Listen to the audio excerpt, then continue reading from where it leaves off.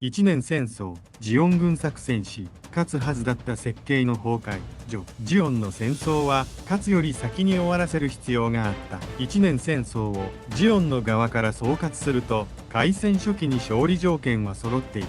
ミノフスキー粒子による戦場の再定義 MS という革新兵器奇襲で連邦宇宙軍を麻痺させる運用思想、そして地上へ圧力をかけ講和へ押し込む短期決戦設計。しかし勝利条件が揃っていたことと勝利を確定させられることは別である。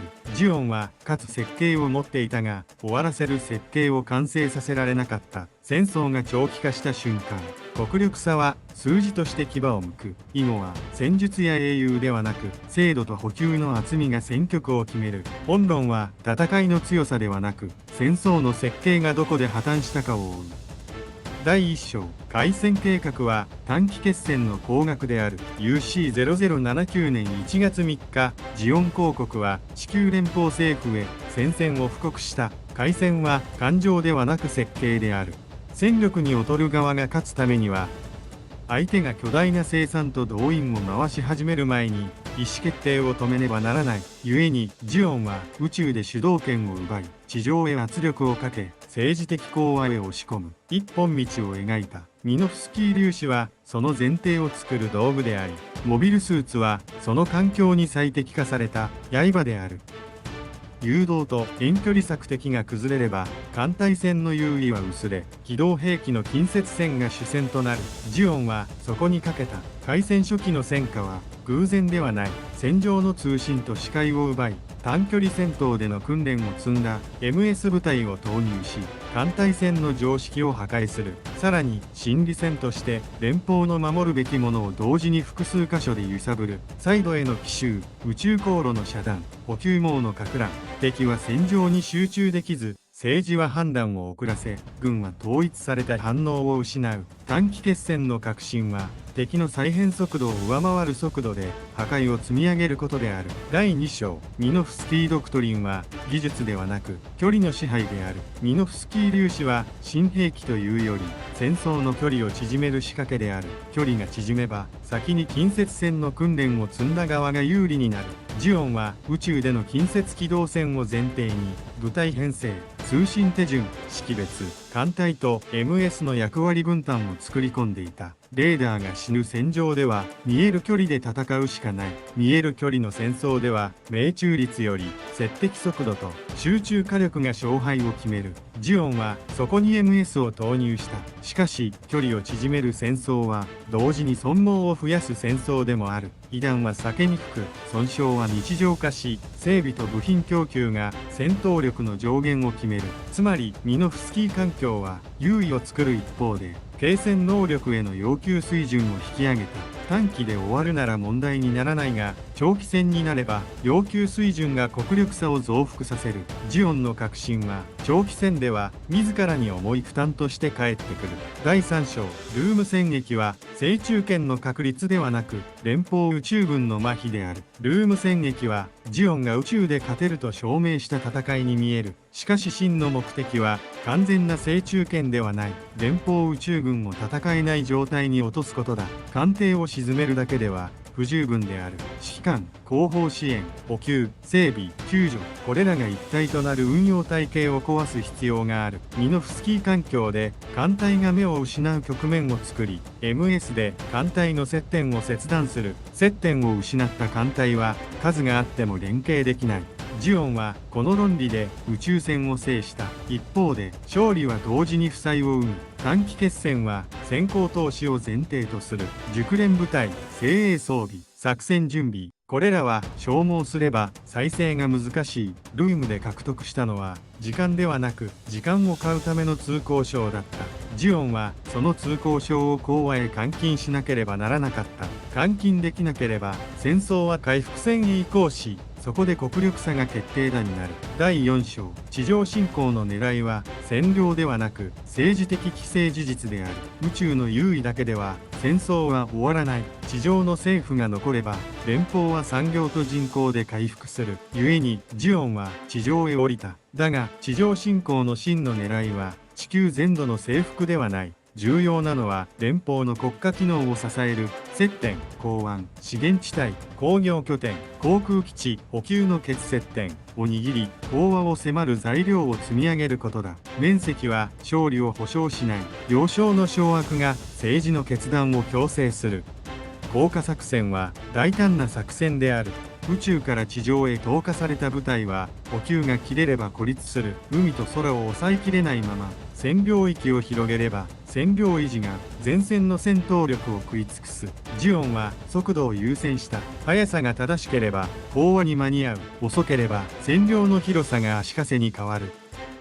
ここでジオンは勝つための条件を時間に固定してしまった。第5章南極条約は勝ち方を奪う。1月31日南極条約が締結される。条約は人道を掲げるが軍事の意味は別だ。大量破壊による短期決着の余地が狭まり、戦争は占領と補給と治安戦の積み重ねへ変質する。これは人口と工業で優位な連邦に有利であり、短期決戦設計のジオンに不利である。ジオンの戦争は相手の意志と機能を短期で折る設計だった。条約後、折るべき対象は前線の部隊ではなく後方の制度になる。制度は破壊しにくい。しかも壊せないまま占領だけが増えれば守備と治安で兵力が解ける。条約はジオンに勝利を換金する期限を突きつけた。講和に持ち込めなければ戦争は回復戦になる。回復戦で勝つには量産と標準化と補給の太さが必要だ。ジオンはその勝ち方を得意としない。だからこそ条約後の時間は静かにジオンへ逆風となった。第6章ジオンに兵なしは精神論ではなく戦争設計の破壊である。捕虜となった連邦高官の帰還と演説は連邦の継戦意思を再起動した。これは宣伝に見えて実際は作戦の失敗を意味する。ジオンの短期決戦は連邦がもう続けられないと判断することで成立する。ところが連邦が続けると決めた瞬間、ジオンの勝利は未確定のまま長期戦へ滑り落ちる。長期戦で必要なのは前線の強さではなく損耗を吸収する装置だ。兵の補充、訓練、整備、部品供給、艦艇建造、燃料輸送。連邦は制度を作り直し、失った宇宙軍を別の形で再生し始める。ジオンはここで初めて自分たちの勝利が時間切れの危険を抱えていると理解することになる。第7章広告の戦争経済は尖った刃を量産できない。ジオンが抱えた制約は戦術ではなく生産の天井である。MS は革新だが革新兵器ほど部品点数が増え整備負担が増え工業力の差が露呈する。広告の工業は集中と効率で連邦を上回る局面がある一方、総量では及ばない。短期決戦なら尖った刃を前線へ投じればよい。しかし長期戦では尖った刃を同じ手順で同じ品質で同じ速度で補填できなければならない。補填できない戦力は消耗した瞬間に消える。この制約は艦隊でも同じである。宇宙艦艇は建造だけでなく推進剤、弾薬、乗員養成、修理ドックが必要になる。どれかが欠ければ艦隊は前線へは投入できない。連邦は地球全土の産業と行政をつなぎ損耗を数字として吸収できる。ジオンは損耗を吸収できないため精鋭の投入が自己消耗に直結する。精鋭を使えば勝つが勝った後に残らない。残らなければ次の戦いで負ける。ここにジオンの長期戦の弱点がある。第8章地上占領は前線を勝たせるほど後方を痩せさせる。地上では局地でジオンが優位を保った。 MS の質と熟練、機動力、奇襲だが占領は戦闘とは別の戦争である。占領域が広がるほど守る線は長くなる。治安維持、反乱対策、輸送路の護衛、資源の徴発、行政の代替。これらは勝利を増やすのではなく勝利を維持するために兵力を固定する。固定された兵力は機動戦力ではない。機動戦力が減れば連邦の局地反攻に対する反応速度が落ちる。反応速度が落ちれば重要拠点を失う。重要拠点を失えば補給が細る。補給が細れば稼働率が落ちる。稼働率が落ちれば治安維持がさらに重くなる。ジオンは占領によって負荷が負荷を生む循環へ入っていく。これは戦術の敗北ではない。戦争の形がジオンを削る構造になったのだ。そのためジオンは水陸両用 MS や局地専用機を投入し、海上輸送の撹乱と港湾の脅しで連邦の物流を止めようとする。だが物流を止めるには止め続ける必要がある。極地の襲撃は効果が大きく見えても、護衛の増強と航路の再編で次第に危機が薄れる。連邦は損害を出しても運行を止めない限り、いずれ稼働率が回復する。ジオンは止め続けるための継続戦力を持てなかった。第9章 V 作戦の脅威は一機の怪物ではなく量産の言語化である。連邦が MS で追いつく道は天才の期待ではない。量産体系の確立である。試作機が戦場でデータを集め、設計が更新され、整備手順が標準化され、部品規格が統一され、操縦教育が短縮される。連邦が獲得したのは MS という兵器だけではなく MS を戦力として再現する仕組みである。ジオンから見れば最初に脅威となるのはガンダムの性能ではない。ガンダムが教科書を生む点である。教科書が生まれれば部隊の学習速度が上がり、損耗が下がり、稼働率が上がる。稼働率が上がれば数が効く。数が効けば突出した熟練が包囲され消耗する。ジオンが得意とする強い個体で勝つ戦い方が構造的に不利になる。そこでジオンは MS の質的優位を維持するために新型投入のテンポを上げる。しかし新型を増やすほど部品共通化は進まず、整備体系は複雑化し、補給は細る。新型は勝利を増やすが同時に稼働率を削る。勝利と稼働率のトレードオフが拡大し、長期戦の足腰は弱る。ジオンは勝つために強くなるほど戦争を回す力を失っていく。第10章中盤戦の焦点はオデッサではなく補給線の長さである。地上戦の転換点は海戦の勝敗だけでは測れない。ジオン地上軍の問題は補給線が伸びきったことだ。燃料と弾薬と部品を前線へ運ぶには海と空の安全が必要になる。ところが連邦は航空と海上輸送を立て直し始める。稼働率の勝負が始まれば後方が太い側が必ず前へ出る。ジオンは極地で勝っても補給の細さで止まる場面が増える。オデッサはその細さが露呈する場所だった。資源の集積地であり、輸送の要衝であり、地上軍の背骨である。ここを失えば占領は面として維持できない。ジオンは守らねばならない地点が多すぎ、守るための予備が薄すぎた。結果として海戦は戦力の比較ではなく配置の不利で決着する。オデッサで折れたのは前線の腕ではなく補給の背骨である。オデッサ後、地上軍は撤退と再配置に追われ、治安と補給の両輪がさらに重くなる。撤退は戦力保存だが政治的既成事実を縮小することでもある。占領地が縮めば講和材料は減り、講和が遠のく。講和が遠のけば戦争は長引く。長引けば国力差が利く。撤退は合理だが戦争設計の死を早める。ジオンはこの矛盾を抱えたまま終盤へ入る。第11章ジャグロー攻撃は心臓を止める最後の短期決戦である。11月30日、ジオンは連邦中枢ジャグローを狙った。これは地上の戦線を押し返す作戦ではない。連邦の戦争運営そのものを止める作戦である。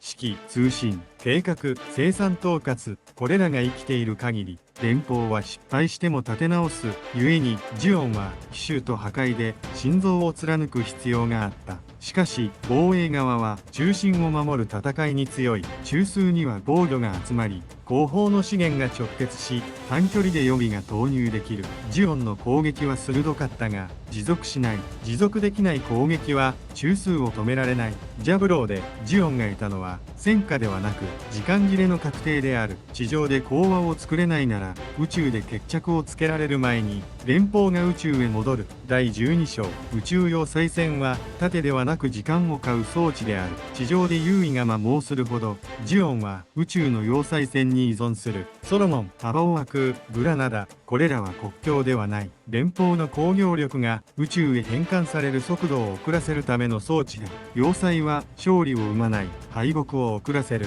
遅らせている間に政治的着地を作れなければ要塞は消耗戦の墓になる。要塞戦を維持するには艦隊と MS の稼働率が必要だ。稼働率は整備と補給で決まる。だが補給は地上から宇宙へ引き上げねばならない。地上の線量が重荷となり、宇宙への余力が削られるほど要塞線は薄くなる。薄くなった要塞線は連邦の連続攻勢に耐えられない。ジオンは盾で時間を買うつもりだったが、買った時間で勝ち筋を作れなかった。第13章。モビルアーマー現状は一点突破だが、面の戦争を止められない。終盤のジオンは極地で勝てる兵器へ傾く。高火力、重装甲、大水力、これらは接近戦の一撃で局面を変えうる。しかし連邦の戦力はもはや短期ではなく運用単位である。小隊が中隊になり、戦線が面になる。面の戦争では一点突破は包囲で相殺される。突破が成功してもその後ろを埋める予備がなければ戦果は固定できない。さらに一点突破兵器は補給を食う。推進剤、弾薬、整備時間、専用部品、専用が増えるほど稼働率は落ちる。稼働率が落ちれば兵器の強さは戦場に現れない。現れない強さは戦力ではない。連邦が恐れるべきは強い一撃ではなく継続して現れる平均的な戦力である。ジオンは強い一撃を追うほど継続の戦力を失う。ここに終盤の選択の難しさがある。第14章。ソロモン攻防は距離を縮められた側の敗北である。12月24日、連邦はソロモンを攻略する。要塞戦の実態は距離の戦いである。前進基地を得た側は補給距離を短縮し、出撃回数を増やし、修理回転を上げる。守備側は逆に補給距離が伸び、故障が戦死に直結し、稼働率が落ちる。ソロモン陥落はジオンが守るために必要な出撃回数を維持できなくなることを意味した。さらに致命的なのは熟練の消耗である。要塞戦は接近戦の連続であり、被弾は避けにくい。損傷機の回収と修理が間に合わなければ熟練は失われ、補充は追いつかない。連邦は回収と補給の体系を整え、損耗を吸収する。ジオンは吸収できない。戦争の後半で差が広がるのはここに理由がある。ソロモンが落ちた瞬間、ジオンは距離を縮められるほど負ける構造へ入る。距離が縮めば連邦の出撃回数が増えればデータがたまり、共犯が更新され、さらに損耗が下がる。損耗が下がれば次の攻勢が早まる。攻勢が早まれば防衛側の整備が追いつかない。この連鎖を立てなければアバオアクーは時間の問題となる。第15章。ソーラレイは連鎖を断つ最終手段である。12月30日、ソーラレイが放たれた。これは勝利兵器ではない。敗北の連鎖を止めるための切断機である。連邦の攻勢は要塞線を崩し、前進基地を得て距離を縮め、出撃回数を増やすという連鎖で成立する。連鎖を断ち切れなければアバオアクーは包囲され、補給は枯れ、守備は摩耗し、終局戦は避けられない。ソーラレイはその連鎖を一撃で折るために選ばれた。だが切断機は切った後の戦いを作れない。大損害を与えても連邦が補給と量産で吸収し、攻勢を継続できるなら戦局は変わらない。ここで露呈したのは連邦の損害吸収能力が臨界点を超えていた事実である。序盤の連邦なら致命傷となった損害が終盤の連邦には致命傷にならない。戦争が長引いた時点でジオンの勝ち筋はほぼ失われていた。第16章。統合式の問題は誰が負けを引き受けるかで露呈する。ジオンの軍事は総軍機の勢いと確信で強かった。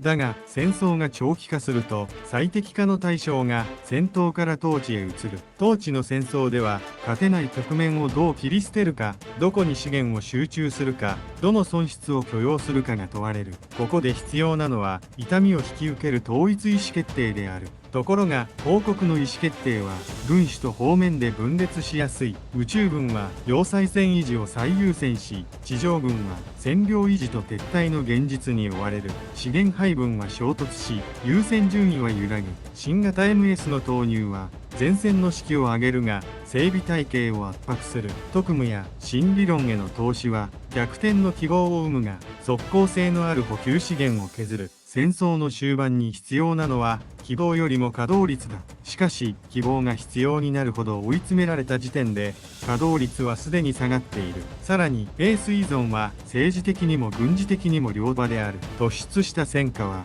宣伝と指揮を支えるが、損耗した瞬間に穴が開く。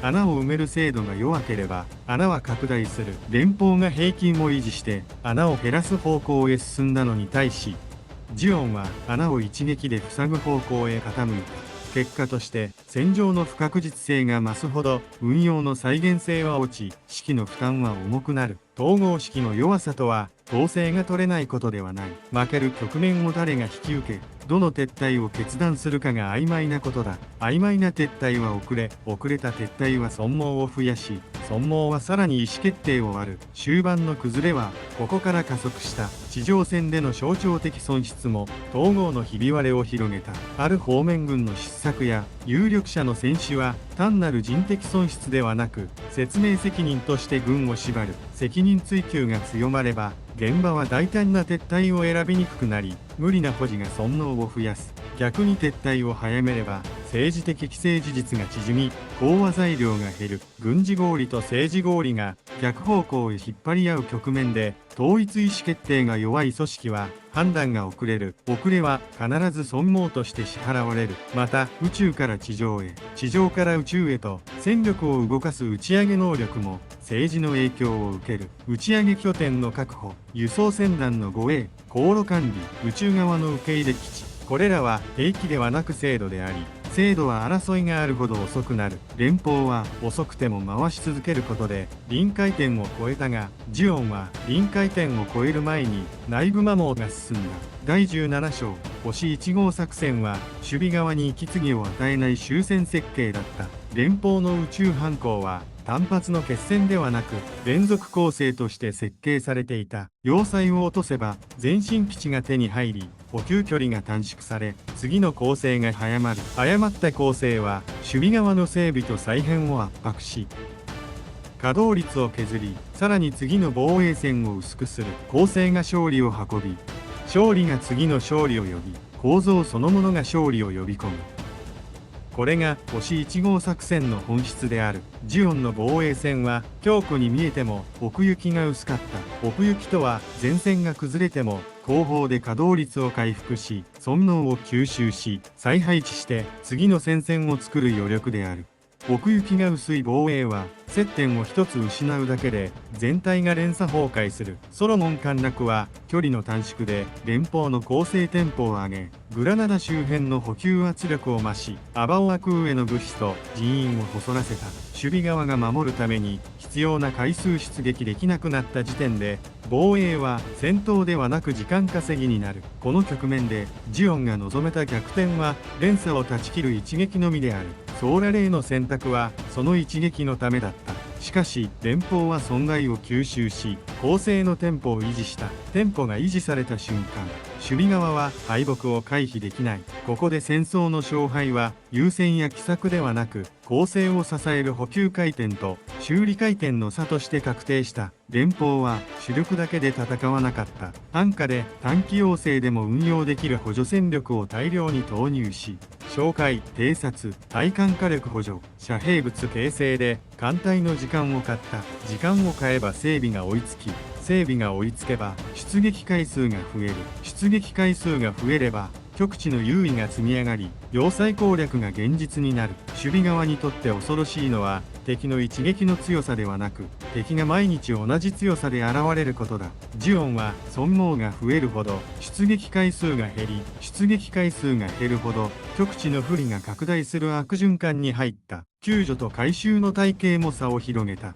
宇宙船では沈められた損害より回収できない損害が致命傷になる。連邦は回収できた乗員と機体を次へ回し、経験を蓄積していく。ジオンは回収が遅れ、熟練が失われ、訓練周期で取り戻せない損失を抱えた。終盤の戦場で差が見えるのは、性能差ではなく、この回収と再利用の差である。第18章、アバオア空は戦術ではなく、統治と指揮の崩壊で落ちる。12月31日、アバオア空攻略戦。ここでジオンが直面したのは、物量だけではない、指揮系統の揺らぎである。短期決戦は、意思決定が統一されている時に強い。長期戦は、損耗な意思決定を割り、我がさらに損耗を生む。誰が和平を握るのか、誰が戦争を続けるのか。中枢の混乱は前線の最適化を止める。前線が止まれば連邦の連鎖が完成する。完成した連鎖は極地の優先では止まらない。アバオア空でジオンは守備が足りないのではなく、守備を持続できない状態にあった。稼働率の低下、補給の枯渇、熟練の消耗、指揮の混乱、これらが重なり、要塞は戦場でなくなる。戦場でなくなった要塞はただの大きな目標である。連邦はその目標を産業と補給で押しつぶした。第19章、終戦とは敗北の瞬間ではなく、勝利の換金に失敗した結果である。 UC0080 年1月1日、停戦が発効し、グラナダ条約へ至る。ジオンの敗北は1日の戦闘で決まったのではない。勝利を講へ換金できなかったことで決まった。開戦初期の優位は本物だった。だが優位を政治的着地へ変えるには、連邦の継戦意思を折り、中枢を止め、講和の条件を固定しなければならない。どれかが欠ければ時間は連邦の味方となる。ジオンは敵に時間を与え、敵が成長する余地を与えてしまった。勝利の換金に必要だった条件は3つに整理できる。第1に、連邦の継戦意思を折るだけの政治的打撃を短期間で反復して与えること。第2に、地上の物流と生産が回復する前に打ち上げ拠点と航路を制圧し、連邦の工業力が宇宙戦力へ変換される段階を断つこと。第3に、占領地を広げるより要衝を支配し、治安線の負担を増やさずに講和材料を積み上げること。どれも短期決戦なら可能性があった。しかし条約と時間経過がそれらを一つずつ不可能にしていった。そして最後に、終戦とは停戦の瞬間ではなく、撤収と治安と政治処理まで含む工程である。講和を作れない戦争は勝っても終わらない。ジオンは勝つことに成功したが、終わらせる工程を作れなかった。総括すれば、ジオンの勝因は速度と革新であり、敗因は維持と標準化である。第1に、短期決戦設計は条約と演説で無効化された。第2に、地上占領は補給線の長さとして反転し、前線の勝利を後方の疲弊へ変えた。第3に、 MS 優位は連邦の量産と言語化で中和され、損耗吸収能力の差が終盤で決定打となった。一年戦争は英雄譚ではない。国家が戦争という仕組みをどれだけ長く回し続けられたかの記録である。ジオンはかつ設計を持っていた。しかし終わらせる設計を持てなかった。その差が最終的な敗北として現れた。その教訓は単純だ。戦術の勝利は積み上がるが、戦争の勝利は設計されなければ到達しない。革新兵器は局面を変える。しかし制度と補給を変えない限り、革新はやがて国力差に飲み込まれる。